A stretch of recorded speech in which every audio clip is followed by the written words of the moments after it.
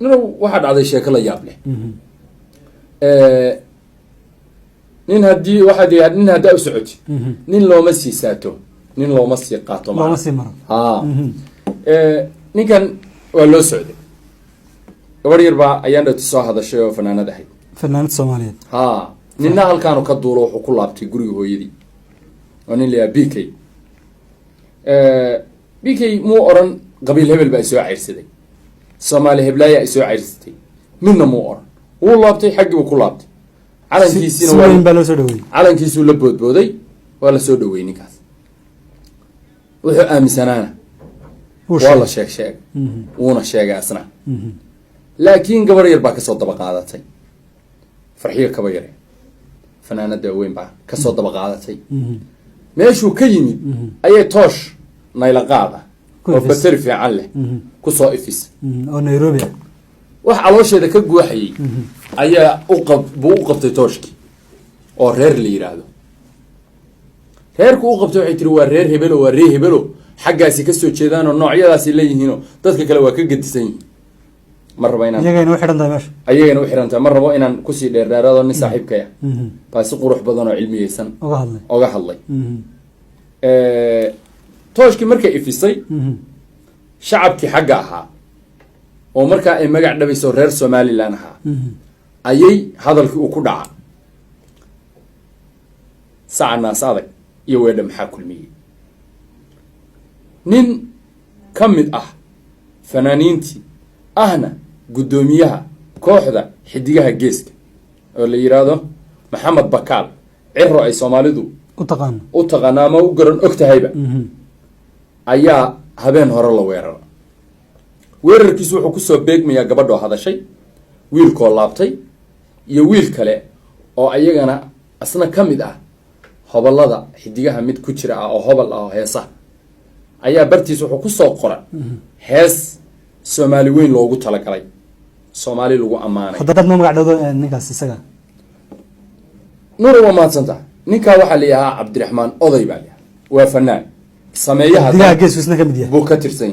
waa nin asna sameeya miraha oday mirahana uu sameeyaa wuuna ku luuqeeya ninkii noocaas ahaa qoraal yara oo miro yaro ka mid ah hees uu soo wado oo Soomaali weyn ugu talagalay buu wuxuu ku soo daray waxaa la xameynaya Maxamed Bakaal cira la xameynaya BK asxaabtiisu hala wadaageen ninkaasi inuu la xameynayo hees Soomaali weyntii uu shalay yiri ma rabo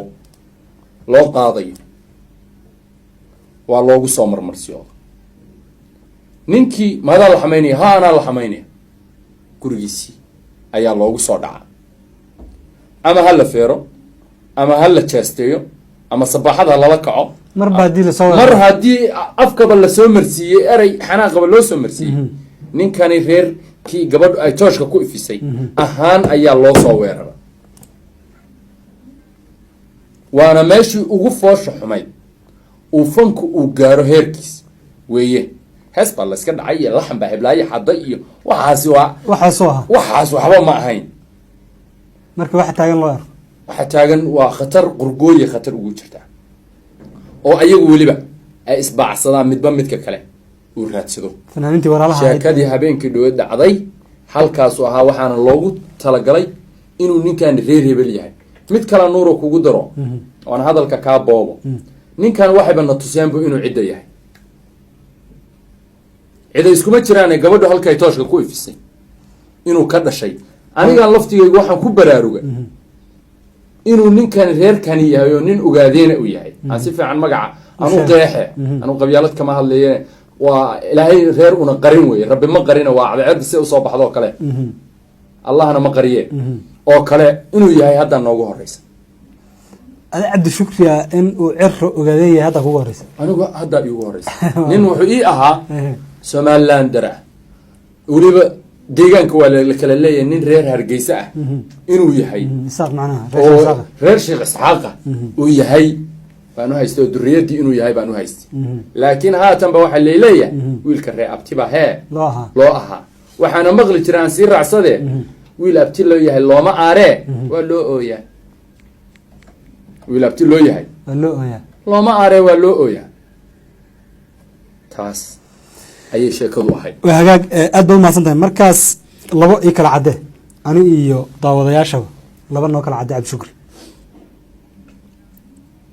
labaad sheegtay in farxiyo kabayare ay soo hadashay walaashan fanaanad soomaaliyeed oo runtii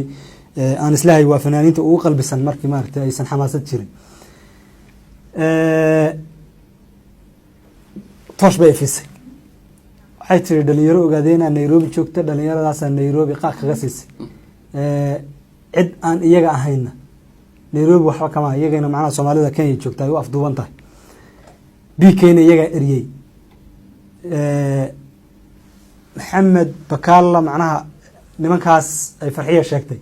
baa de haddii soomaalidu ilaan sida basasha waxbaa sii dul saaran, haddii laysa sii kala fiiqfiiqo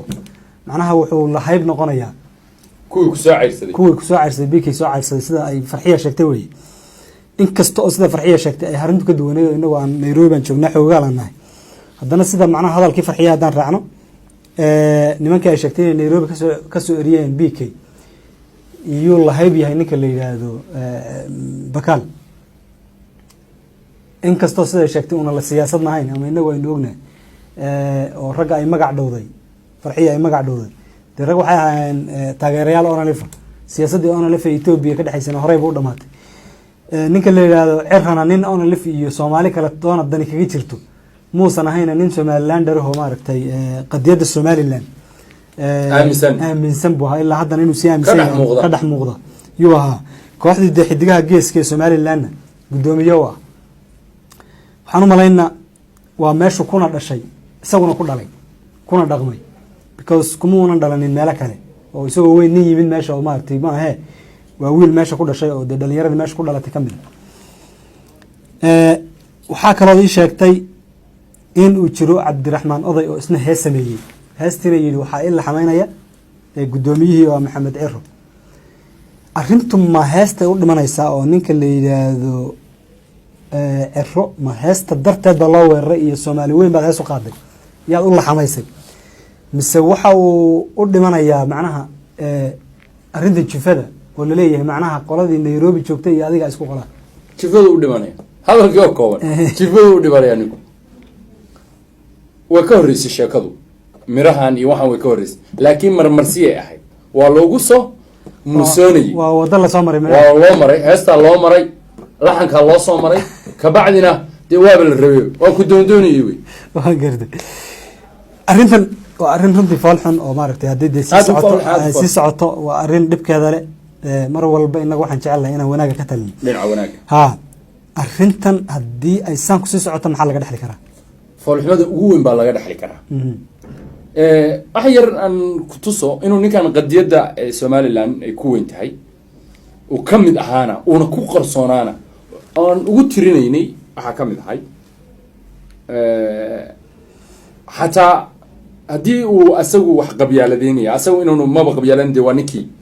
la dulmay wey oo loo soo maray nimankan iyo sheekada. hadda ka hor waxaa jirtay hargeysa culummadii oo dee shiikha ugu sarreeyey meesha oo awqaafta iyo diinta iyo awqaafta uu ka hadlayo gabar bandhig faneed uu ka joojiyey. ninkan waa la ina adeer waa la jafi markii magaca waa nasteexo oo nasteexo indho markii magaca guud xataa laga yimaado hoos markii loo degto waa la reeb waa family waxba kama oran gabadha inay naadeertaybuuna ka oran meel kaluuna ka raacin allah waa la iska qabtay asna shaqo ka ahaa ayana waa kasoo laabay laftigeedu cid ay tiri macnaha reer hebel ii ogaada may oran sharafta sida bay ka raacda dadkeedii oo kale haddii qabyaalada ay la qabyaaladeynayo fanka la qabyaaladeynayo dhinacan ay gabadhu karboonada kusoo ifisay ama tooshka ay kusoo ifisay ma jirto cid qabyaaladeenaysa. gabadha halkaan haddii ku sheegtay kuwo badan inay joogaan kuwo badan oo yimid baa laga hor istaagi lahaa oo la oran lahaa annagana mid baa hee naga hor istaagteen adinkuna kanaan idinka hor istaag ma dhicin. laakiin tan foolxumadeeda hadday bilaabatay laabashada hadda ninkaanu laabtay iyo gabadha tooshka ay soo ifisay oo qabyaalada ay u rogtay meel heblaayo ma tegi kartaan meel heblaayo haddana waxay magac dhowdaa hadda igu soo dhacay inay sheegtay dad qayb halkaa ku nool baa jira kuwa adinka kuwa nairobi haysto ogaada kuwa hargeysa ku nool ayaa jire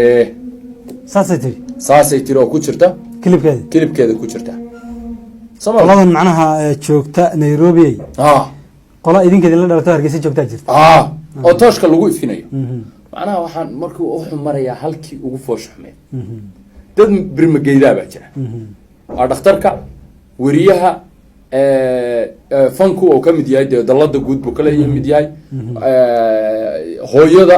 sheebka caruurta dadka birmageyda hadiiba hadda la isdagaalo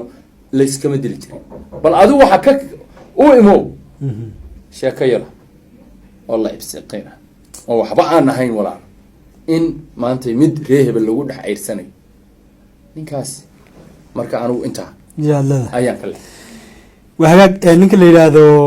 cirro kasto macnaha qabiilku san fiicnaan in la sheego laakiin hadana ma aragtay qabiilada laga sheegay qabiilada xune cid walba qabiil way u waa reer bulaale reer bulaale way Soomaaliduna de waa un reero oo la isku keenay korka Soomaaliha aadan dad walaal ahaadaan laakiin adigu sida inagu kale in ayoonay anna shaqo Maxamed waa anna maxaa tacaawun anna waxa jawaab tahay baadadku waa intaas taa markii laga yimaado Maxamed Cirro waa saad hadda sheegtay oo inuu xitaa qoyska ka soo jeedo cid maaragtay hadda ka hor taqaanay oo sidaa u ogeydi maysan jirin sababtaan loo ogaanin fanaaniinta xidigaha geesku kama koobna inta badan lama yiraahdo waxay ka kooban yihiin Soomaali oo dhan fanaaniin ka kooban ma aha oo waa fanaaniin maaragtay gobolada Somaliland Soomaalida degta isaga kala timid weeye Soomaalida kale ama koonfur degta ama kilalka degta ama Djibouti degta macnaha fanaaniin maysan ku midaysnayn fanaaniinta Soomaaliyeed waxay ahayd koox reer Hargeysa oo goboladaas maaragtay hadda ka hor waqooyi loo oran jiray haddana la yiraahdo Somaliland macnaha ay fanaaniin isaga kala timid baahay Maxamed Bakaal marka wuxuu kamid ahaa maaragtay fanaaniinta halkaas وسيدو أمو قوي وسيدو ها كم كدبنا وحبنا نقول قداميه لنا كواحدة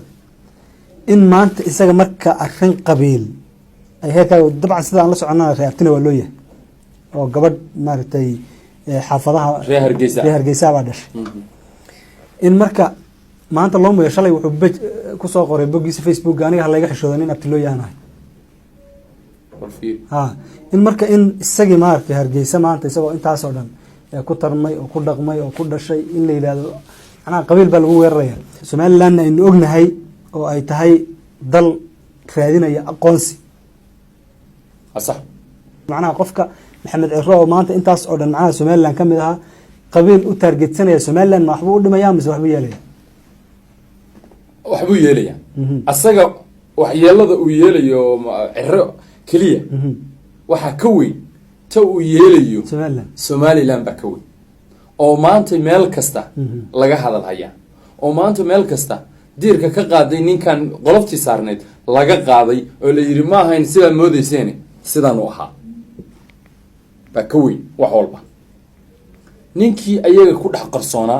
oo aan ku yiri aniga fiiri waxaan ku tirinayay inuu ayaga yahay laakiin yaa maanta i baray weerarkii lagu qaaday ayaana wada baray سمعتي ولا اللي مركا فول حماي كوتا عيب كوتا وإن مركا أي رالي قلين كبحيان أحنا ملايين يا وليبا مردو إن قو كلا الله صاري دونه قو أسكلا هدان فسيرو إن الأوران دونا شيكادا ما بتشيرين بقى صح شيكادا ما بتشيرين بقى صح إن اللي يراوي في عنتها لكن وحا كسي في عن إن يندب الصلاة ويد عضي أنا داتي بالضبط قوي marka in bal kuwa kale hadda bal qarsoon oo reebtiga loo yahay ayaguna isku haysteen inay reerka yihiin oo rah aan ku weydaan bal inay horta laftigooda dib isku ogaadaan kuwana ayna dib laftigooda xoobka uga qaadin baan ka codsan lahaa waa hagaag aad baad mahadsantahay Cabdishukriyow waxaan soo gaarnay qaybihii dambe wareysigeena kooban bal waxaad ii sheegtaa Somaliland waxa la yiraahdaa waa hoyga fanka ama waxayba tahay waa hoyga fanka Soomaaliyeed حقا markii loo hadlo Hargeysa Somaliland kala hadaan u kaadin magaalada Hargeysa waa hoyga dhaqanka iyo fanka Soomaaliyeed way waa meesha abwaaninta ugu badan iyo maarta xidmada ugu badan ee Soomaaliyeed leedahay meesha ay ka soo baxaan waa Hargeysa way haatan waxaa Hargeysa ku nool fanaaniin aad u fara badan oo xidigaha kamid ah iyo kuwa aan kamid ahaynba waxaa kale oo ku nool abwaano tiro badan oo iyaguna dhalinyaro iyo waayeelba isugu jira intaas oo maartay ehel fan marka ama ehel suugaaneeda marka aad isku soo qabato cid arintan ka hadashay oo Maxamed Cirre iyo qaabka loo weeraray iyo waxa lagu weeraray ka hadashay intaad xoogaalka tahay ma jirtaa waa mahadsantahay Nuur mar kale adiga SSTV ba aad baan kaga mahadcelinaya su'aal qurux badan loona baahan yahay in macnaha raali gelin la bixiyo in la muujiyo garab istaag in la muujiyo ka xunitaan in laga xun yahay in laga mudaharaadana leh ninkan waxa jira nin abwaana oo waliba asaga u dhiiba heesa u dhiiba oo miro u dhiiba oo ninkaas oo la yiraahdo magaciisa Aboon Weersame weersame hadii uu hadlay si qurux badan buu hadlay si odaytinimo leh si indheer garada buu hadlay oo ah in ninkan aan magaalada laga xiin in ninkan ay magaaladiisa dadka